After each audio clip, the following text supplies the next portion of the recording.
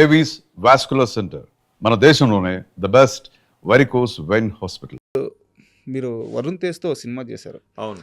ఆ cinema pre release అనుకుంటాను. ఆ స్టేజ్ మీద ఉండి అసలు చిరంజీవి గారి సినిమాలకి రివ్యూలు చూస్తారా, రివ్యూలు చూడాలా, ఆయన సినిమా వస్తుందంటే వెళ్ళిపోవాలి, నెక్స్ట్ ఇయర్ వశిష్ఠ సినిమా వస్తుంది, వెళ్ళి మనం చూసేద్దాము అని చెప్పి అన్నారనమాట. దాంతోపాటు ఒక ఇంటర్వ్యూలో కూర్చొని అదే ఇయర్లో ఎన్టీఆర్ గారితో సినిమా చేయాలి, రవితేజ గారితో సినిమా చేయాలి, బట్ చిరంజీవి గారితో మనం కోరుకోకూడదులే అని చెప్పి అన్నాను కదా. అన్నారు. ఎస్, అంటే అంత పెద్ద హీరోల పక్కన మనం కోరుకోకూడదులే అని చెప్పి అన్నట్టు అన్నారు అనమాట. సో ఎక్కడా కూడా మీ మైండ్లో చిరంజీవి గారితో సినిమా వస్తుందన్న ఆశ కూడా లేదు. బట్ సడన్గా అంటే నెక్స్ట్ ఇయర్కి పండక్కి వస్తారని మీకు ఆ ముందు ఇయర్ కూడా తెలియదు. ఎలా మీరు ప్లేస్ అయ్యారు మనశంకర వరప్రసాద్లో? ఆపర్చునిటీ ఎలా వచ్చింది? మీరు క్వశ్చన్ చాలా పెద్దది కాబట్టి నేను కూడా మీ ఫస్ట్ పార్ట్ నుంచి చెప్తాను. You are right. Operation valentine 2024 ఫిబ్రవరి ఎండ్కి ప్రీ రిలీజ్ జరిగింది. ఆ టైంలో ఆబ్వియస్లీ సినిమాకి చేసాం కాబట్టి you're going to the pre రిలీజ్కి వెళ్ళిన తర్వాత నాకు తెలిసింది అచ్చా చిరంజీవి గారు వస్తున్నారా అని. ఓ మై గాడ్ అనుకున్నా నేను. అసలు అంటే for the first time I saw Chiranjeevi garu లైవ్గా నా కళ్ళతోటి in pre release event of operation valentine. I was star struck. అసలు నిజంగానే అయ్యా ఏంటిది అని అంటే బ్రో, చిన్నప్పటి నుంచి అంటే I have seen Hindi films, I have seen Telugu films. నేను చాలా సినిమాలు చూస్తూనే పెరిగా. అమితాబ్ బచ్చన్ గారి సినిమాలు, దాని తర్వాత గోవిందా గారి సినిమాలు, షారుఖ్ ఖాన్, ఆమిర్ ఖాన్, సల్మాన్ ఖాన్, ఇంకా వీళ్ళందరూ అయితే మా జనరేషన్ అంటే మేము గ్రోయింగ్ అప్. అలా చిరంజీవి గారి సినిమాలు I think one of my first childhood memories of watching a film is that of, I'm being very honest, Chiranjeevi గారి డ్యాన్స్ ఫైట్స్. అది ఏ సినిమా ఏంటి అన్నది నేను తర్వాత రియలైజ్ అయ్యా. అంటే ఇన్ ఏజ్ వెన్ ఇదో సినిమా, దీన్ని సినిమా అంటారా అని కూడా తెలియదు. ఆ సింటాక్స్ ఏం తెలియదు, నాకు తెలియదు అసలు. అంటే this was probably when I was 5 years old, 6 years old. మేము అప్పుడు గుజరాత్లో ఉండేవాళ్ళం. మా డాడ్ ఎయిర్ ఫోర్స్ ఆఫీసర్. గుజరాత్లో ఉన్నప్పుడు ఏంటి అంటే బేసిక్గా ఈ ఎయిర్ ఫోర్స్ దీనిలో సౌత్ వాళ్ళని నార్త్కి, నార్త్ వాళ్ళని సౌత్ పోస్టింగ్స్ పడుతుంటాయి. మా డాడ్ తను ఎయిర్ ఫోర్స్లో ఉన్నంతకాలం all his postings were in north only. Begumpet, Hakimpet air force station ఒక 1 year 2 years అదేదో హాలిడే లాగా. అంటే నాన్న ఇంటి నుంచి వెళ్ళింది, మిగతా సర్వీస్ అంతా నార్తే. నేను పుట్టింది ఇక్కడే పుట్టినా కూడా I was obviously taken to Bhuj air force station Gujarat. అది ఫార్వర్డ్ బేస్. ఇంకొక 30-40 kilometers పాకిస్తాన్ బోర్డర్ టచ్ అవుద్ది. అలాంటి ప్లేస్లో lot of south Indians. So మాకు అక్కడ ఏంటంటే they was this open air auditorium. ఇదంతా నాకు అప్పుడు చూస్తున్నప్పుడు, ఇవి చేస్తున్నప్పుడు తెలీదు. నేను తర్వాత when I was 12 years old, 13-14 years old, ఓహో ఇది సినిమానా, అచ్చా ఇది అరే బాగుందే. నాకు సినిమా ఇది సినిమానా అని తెలిసినప్పటి నుంచి చూస్తే మై పర్స్పెక్టివ్ వాజ్ ఇది సినిమా కాదు, ఇది మ్యాజిక్ షో, ఏదో మ్యాజిక్ షో నడుస్తుంది ఇక్కడ అన్న ఫీలింగ్ నాకు 10 years, 11-12 years అప్పుడు కూడా. When I know that this is film, ఇది హీరో, ఇది హీరోయిన్, విలన్ వచ్చాడు, ఇప్పుడు హీరో కొడతాడు, ఇట్లా ఆ అట్రాక్షన్ మీకు మ్యాజిక్ లాగా. నాకు మ్యాజిక్ అది. నాకు అది ఏంటంటే ఒకసారి when I was a kid, నాకు ఇప్పటికి గుర్తుంది, మా అమ్మని అడిగా నేను, మనకి ఇప్పుడు సాంగ్స్ ఉంటాయి కదా, సాంగ్స్లో హీరో హీరోయిన్ ఒక లొకేషన్లో ఒక అటైర్ వేసుకొని డ్యాన్స్ చేస్తాం, టప్మని లొకేషన్ చేంజ్ అవుద్ది, బట్టలు మారిపోద్ది. ఏంటి వీళ్ళు బట్టలు ఎప్పుడు మార్చుకున్నారు ఏంటి? That innocent I was, not knowing what I was watching. So అమ్మ ఏదో చెప్పింది. తర్వాత వెన్ ఐ రియలైజ్డ్, అండ్ ఒక 17-18 by the time I was 10th class, అరే అప్పుడు అట్లా అనుకున్నా కదా నేను. సో అది కూడా సినిమాలే. So when I was a kid, my first glimpses of watching, ఏదో ఆడుకుంటూ అటు ఇటు వెళ్తూ ఇంట్లో వాళ్ళు సినిమా చూస్తుంటే ఇదేంటి అని ఒక 5-10 నిమిషాలు ఉంటే, మనకు అప్పుడు అటెన్షన్ స్పాన్ తక్కువ ఉంటుంది చిన్న పిల్లలకి. మళ్ళీ వెళ్ళిపోయాం పరిగెట్టుకుంటూ బయటకు ఆడుకున్నాం, మళ్ళీ వచ్చాం, ఏదో అట్లా. చిరంజీవి గారి fights use to attract me a lot. ఎందుకంటే అందులో ఉన్న సౌండ్ ఎఫెక్ట్స్ కానివ్వండి, అండ్ నాకు ఎంత రియల్ అనిపించేదో అని నిజంగానే ఈ మనిషి కొట్టేస్తున్నాడు అన్న ఫీలింగ్ ఉండేది నాకు. And and as a kid you don't see this కదా, అవును మన రెగ్యులర్ లైఫ్లో చూడం కదా ఇలాంటివి. అవును సో అట్ వాజ్ ఒక ఇది అదొకటి. ఇంకోటి రజనీకాంత్ గారి దళపతి. దా. No idea, I have no idea. Just that ఇవాళ నాకు తెలుసుకున్న తర్వాత నేను అది చెప్పగలను కానీ that light effect, that DOP work, Santosh Sivan Santosh గారి శివన్ గారు. డిఓపి వర్క్ మైండ్లో ఉండిపోయాయి. అంజలి సినిమా, అందులో హీరోనే లేడు, బట్ అంజలి అంజలి అంజలి అది, అండ్ ఆ అమ్మాయిని ఫస్ట్ టైం ఇంటికి తీసుకొచ్చినప్పుడు అవును దట్ లైట్ ఎఫెక్ట్, ఆ ఎమోషన్ ఏంటో తెలియని, దీస్ ఆర్ ద ఇమేజెస్ అండి. చిరంజీవి గారి ఆ ఫైట్స్ కొట్టేస్తా ఏంది అని ఇట్లా చూసేది ఇవి. Somewhere around 14-15 years when I came to know, okay these are the films, ఓహో దీన్ని సినిమా అంటారు, అచ్చా ఈ సినిమా టైటిల్ గ్యాంగ్ లీడరు, అచ్చా ఈ సినిమా టైటిల్ కొదమసింహం, ఓహో అని. అప్పటికే వి వేర్ ఇన్ హైదరాబాద్ అండ్ మా డాడీ వైపు ఫ్యామిలీ అనమాట, దే ఆర్ పిచ్చ ఫ్యాన్స్ చిరంజీవి గారికి, పిచ్చ ఫ్యాన్స్ అసలు. అయ్యే అంటే మా డాడీ వాళ్ళ తమ్ముడు బాబాయ్, మా డాడీకి 2 sisters, మొత్తం అంటే మా అత్తయ్యలు 2 అత్తలు. మేము మా తాతయ్య వాళ్ళ ఇంట్లో కలిసాము అంటే for Sankranti, for new year 100% నాకు ఇప్పటికి గుర్తుంది. VHS టేప్స్ రెంట్ మీదకి తెచ్చుకోవాలి అన్నది అదొక పని. నేను నాన్నతోటి వెళ్ళేవాడిని స్కూటర్లో ముందు కూర్చొని, వి యూస్ టు గో, ఒక 3-4 క్యాసెట్లు అవన్నీ చిరంజీవి గారివి. నేను అలా చూసిన సినిమాలే గ్యాంగ్ లీడరు, కొదమసింహము, కొండవీటి దొంగ, వేట అదొక సినిమా నాకు చాలా ఇష్టం అది. అవును తర్వాత ఈటీవీలోనో జెమినీ టీవీలోనో I once when I was probably intermediate ఆ టైంలో చంటబ్బాయి, స్వయం కృషి, ఇవన్నీ నేను అప్పుడు చూసినవి. బట్ ఇంత అండ్ తర్వాత ఇంకా మనం ఇంటర్మీడియట్లో వచ్చిన తర్వాత అసలు ఇంజనీరింగ్కి వచ్చేసి, ఇంజనీరింగ్ అప్పుడే ఫస్ట్ ఇయర్, ఇది 10th ఈ టైంలో ఇంకా సినిమాలు ఒకదాని తర్వాత ఒకటి వస్తుంటే, ఆ టైంలో ఒక పెద్ద హై వాజ్ ఇంద్ర సినిమా అంత పెద్ద హిట్ అవ్వడం, పెద్ద బ్లాస్ట్ అది. అండ్ నాకు ఇప్పటికి గుర్తుంది, మా ఫ్రెండ్స్ నేను వైట్ షర్ట్ వైట్ ప్యాంట్ కుట్టించుకోవడం, ఊరికే కాలేజ్కి వెళ్తాం, కాలేజ్ నో యూనిఫామ్ కదా, let's wear that and go అని, వైట్ ఇంద్ర ఇంపాక్ట్. అబ్బా ఏం సినిమా రా అది అని. అండ్ ఇవన్నీ పేరెంట్స్ తోటే వెళ్ళినవి సినిమాలు. ఇంత అండ్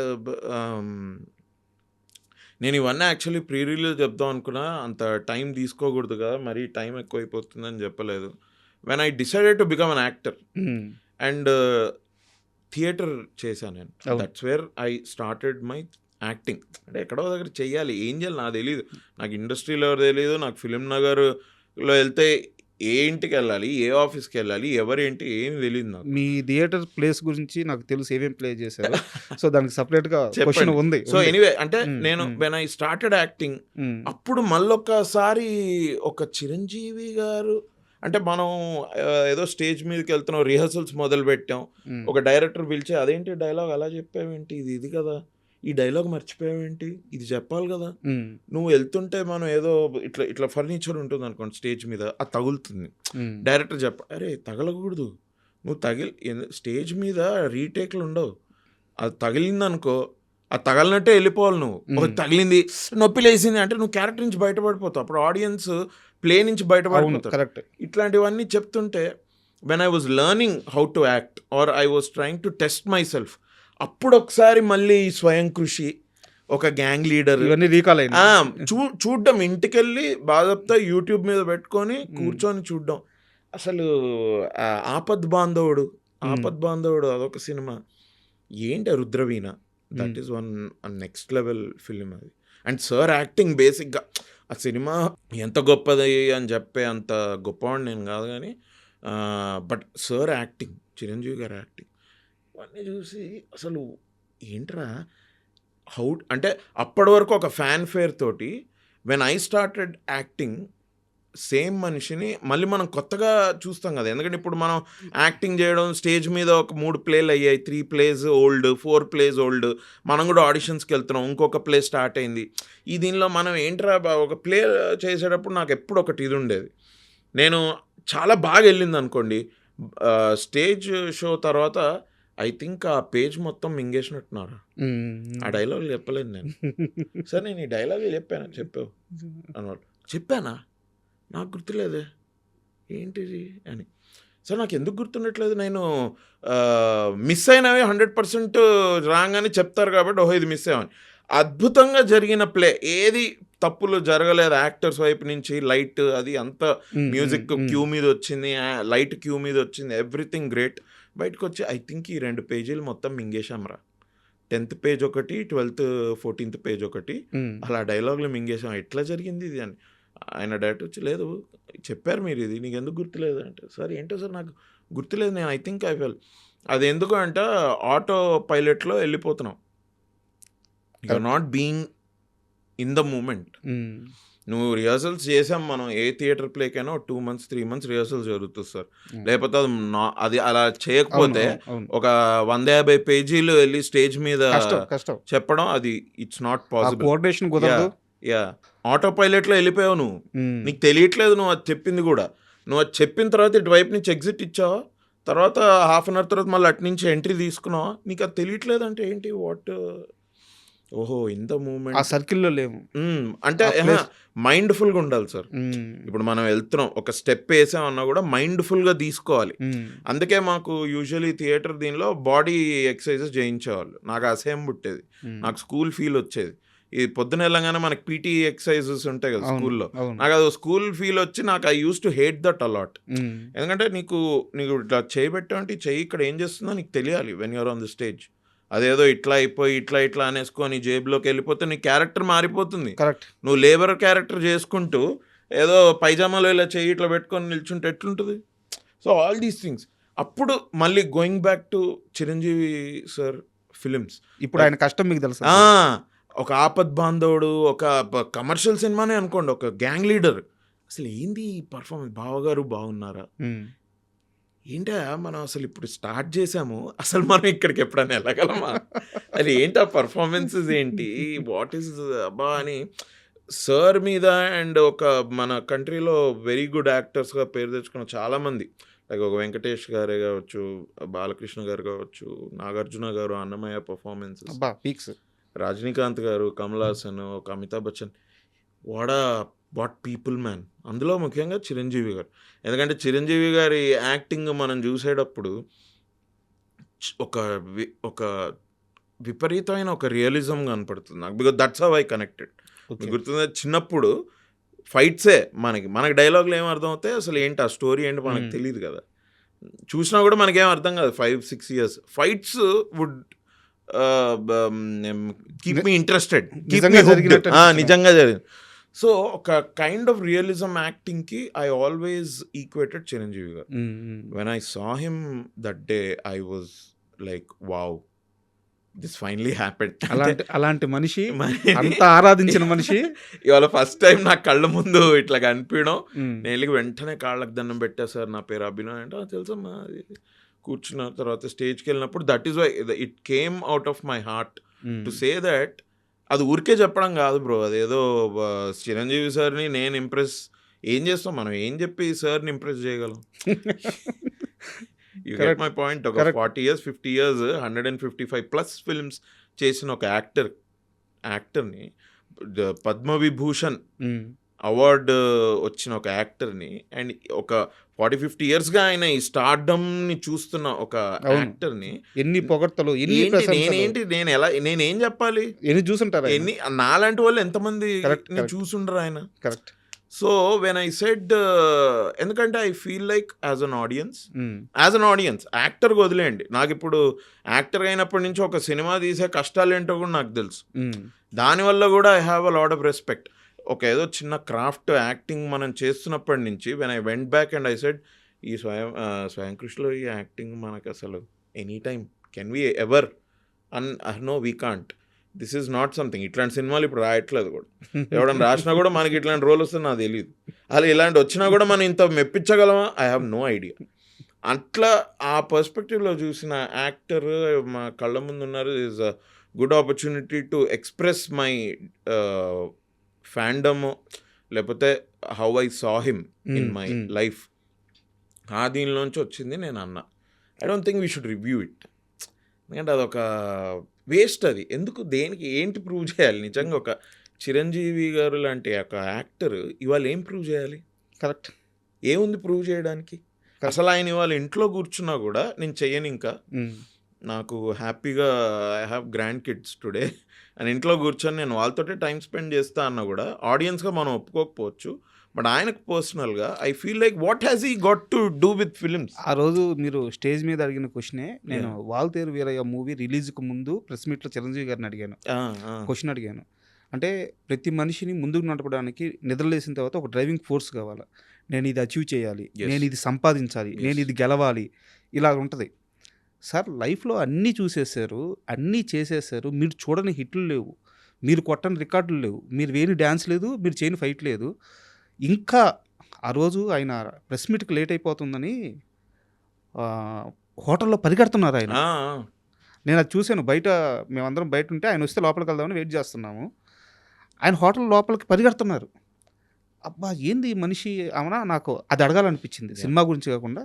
ఏంది సార్ మీ డ్రైవింగ్ ఫోర్స్ అంటే ఆయన చెప్పిన ఒకటే ఒక సమాధానం, నా సినిమా చూసే ఫ్యాన్స్, నా సినిమా చూసే ఆడియన్స్, వాళ్ళు నా సినిమాకి వచ్చిన తర్వాత వాళ్ళకి మళ్ళీ వాళ్ళ చిరంజీవే కనిపించాలి, ఎక్కడా తగ్గకూడదు. మీరు ఇప్పుడు ఆయన అలాంటి ఆన్సర్ ఇచ్చారు కదా, which is so true. I tell you why how truthful that person is. నేను మీకు చెప్తా.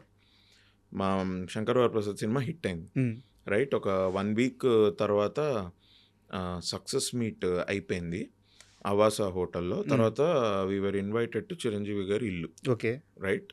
ఇది ఒక లెజెండరీ యాక్టర్ పక్కన ఒక 50 రోజులు చేయడమే ఒక పెద్ద విషయం అనుకుంటే, ఇది బోనస్, ఇది ఇంకో పెద్ద బోనస్.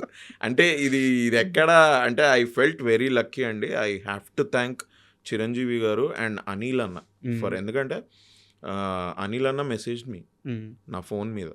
ఆయన మెసేజ్ వచ్చింది, హాయ్ అభినవ్, నేను అనిల్ రావుపూడిని మాట్లాడుతున్నా, how are you? Sir hello sir, hi how are you sir, ఇది అంటే ఒకసారి మాట్లాడదామంటే ఎస్ సార్ అని వెంటనే, ఇదే సార్ మీ నెంబర్, నేనే కాల్ చేశా.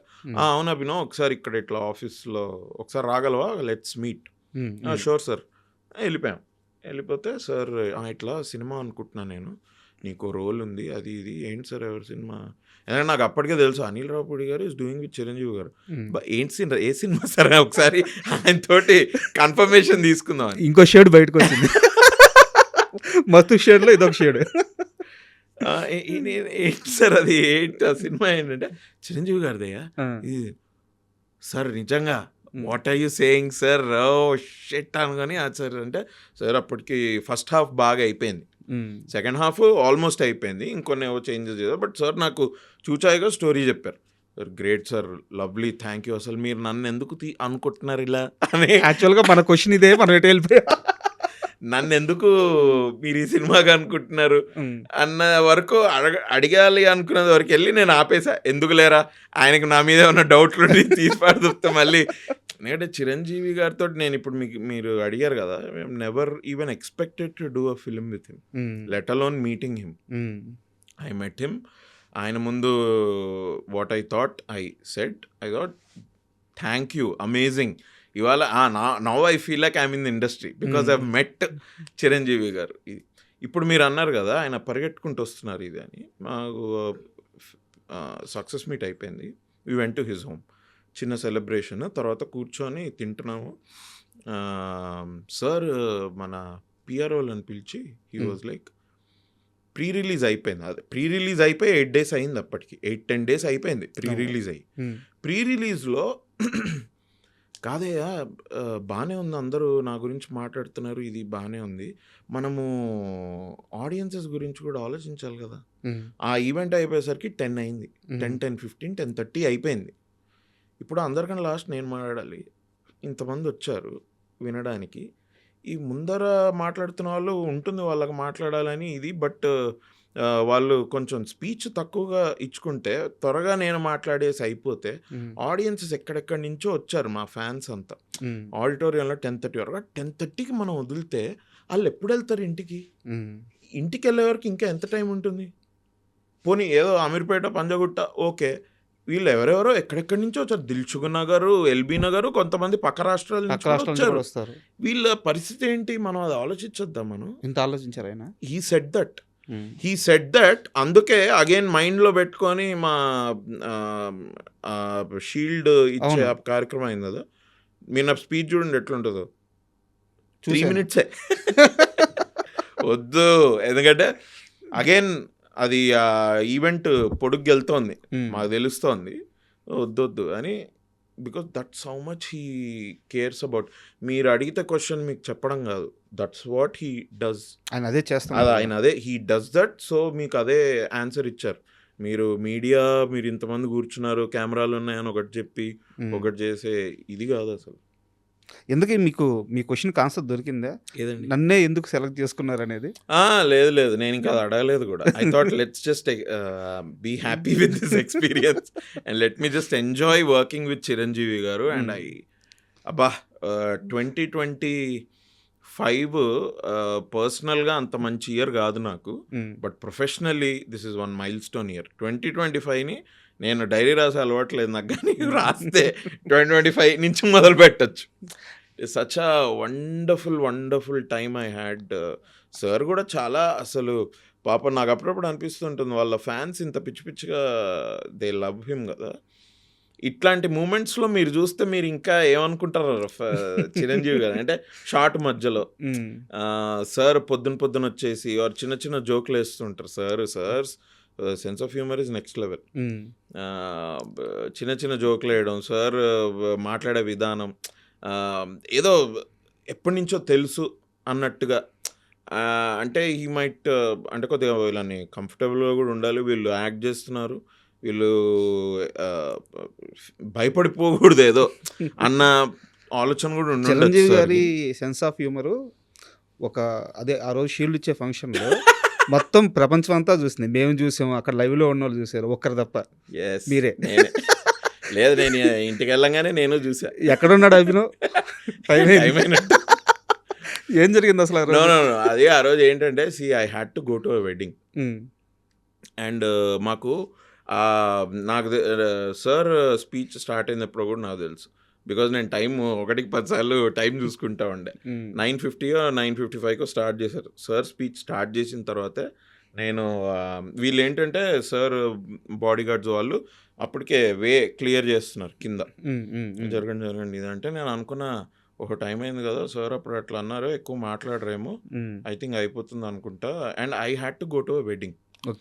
9 o'clock ఆ రోజు మాకు ఇంకొక పార్టీ ఉండింది మొత్తం ఫిలిం వాళ్ళతోటే. 9కి మాకు చెప్పింది ఏంటంటే 6:30కి వచ్చేయండి, 8:30 వరకు అయిపోద్ది, 9కి మనం 0:40కి వెళ్ళాలి, అక్కడ మొత్తం అందరు టీం మళ్ళీ కలుస్తున్నాం. 9 ఓకే డన్. నేను అది చూసుకొని అందరికి బాగా చెప్పేసి వెళ్ళిపోదాం అనుకున్నాను.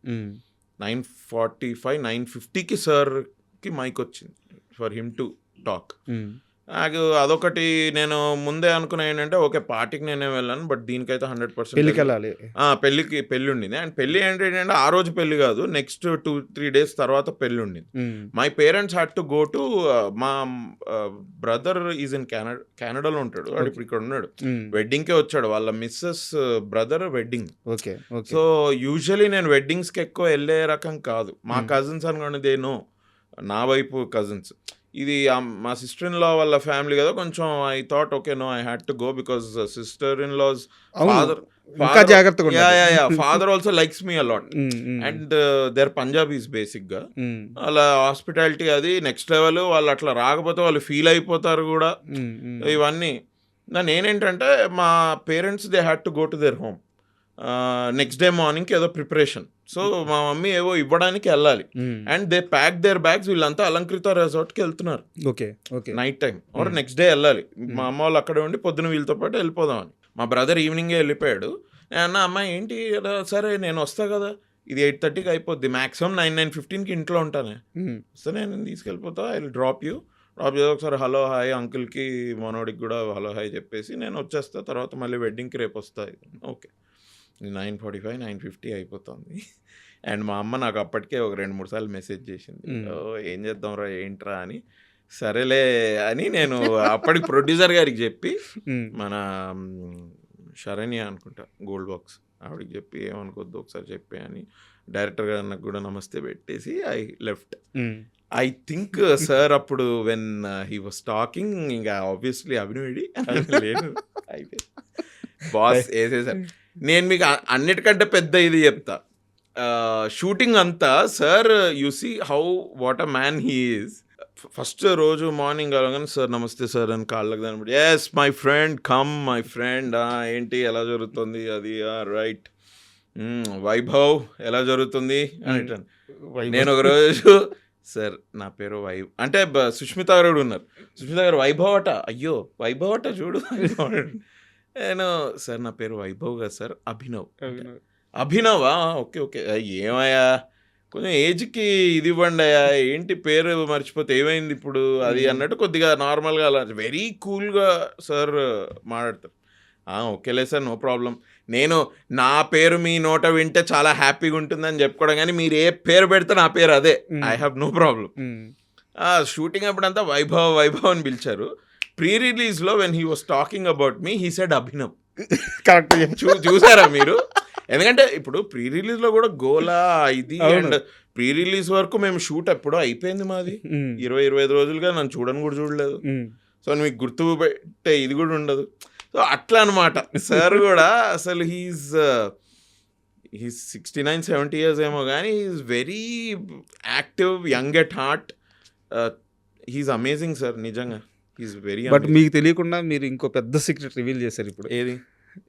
సారు పేరు పిలిచేటప్పుడు దగ్గరగా ఉండే పేరుతో పిలిచేస్తుంటారని చెప్పారు కదా. ఇప్పుడు యాక్చువల్గా ఇదే ప్రాబ్లం రామ్ చరణ్ గారికి చాలా ఎక్కువ ఉందని మనకి ఎన్టీఆర్ గారు RRR ప్రమోషన్స్లో చెప్పున్నారు. అవునా? రామ్ చరణ్ గారు అంటే దగ్గర మనిషి, అంటే వారికి ఏదో డ్రైవింగ్ స్విమ్మింగ్ సంథింగ్ ఏదో నేర్పించడానికి వచ్చిన మనిషిని రకరకాల పేర్లో పిలిచారు. అవునవును, ఎస్ ఇంటర్వ్యూలో చెప్పారు. అవును. సో అయితే ఈయన కూడా ఇదే పేరేమో అనుకొని జూనియర్ ఎన్టీఆర్ అన్న కూడా అదే పేరు పిలిస్తే ఆయన కూడా బలుపుతున్నాడు.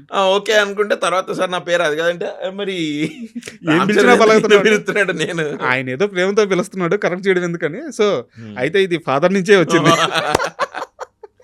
అంటే సార్ ఇప్పుడు చిరంజీవి గారికి నిజంగానే సార్ అన్నట్టు మనం వీకెండ్ డిస్కౌంట్ సార్ రామకరణం చేసినట్టే వైభవ్, అంతే కదా. అసలు ఆయన పక్కన నటిస్తూ అంతకంటే ఏం కావాలి. అండ్ అయితే ఈ మొత్తం ప్రాసెస్లో ఒక serious question sir. Anil Ravipudi గారు యాక్చువల్గా ఇండస్ట్రీలో ఇప్పుడున్న డైరెక్టర్స్లో చెప్పి హిట్ కొట్టే డైరెక్టర్ ఆయన, కానీ ఆయన సినిమా చేసే ప్రతిసారి అనుకున్నది మీరే చెప్పేశారు క్వశ్చన్లో, రైట్? ఆయన సినిమా చేసే ప్రతిసారి కొంతమంది ఒక వర్గం దొరికేస్తాడు క్రింజ్ ఇలాంటివి అంటూనే ఉన్నారు. వాళ్ళన్న ప్రతిసారి ఇంకా ఆయన 100 కోట్లు ఎక్కువ కొడతానే ఉన్నాడు. ఆయన కాన్ఫిడెన్స్ ఏంటి, ఎలా ఉంటాడు సెట్లో సార్? అసలు ఇవి పట్టించుకుంటాడా అస్సలు?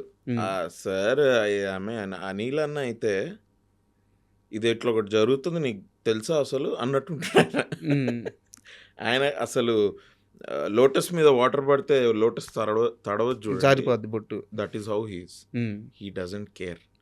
ఆయన ఇంకోటి ఏంటంటే ఎప్పుడు పని, హీజ్ అ వర్కహాలిక్. అండ్ అందరు డైరెక్టర్లు కష్టపడతారు, సార్ కూడా కష్టపడతారు.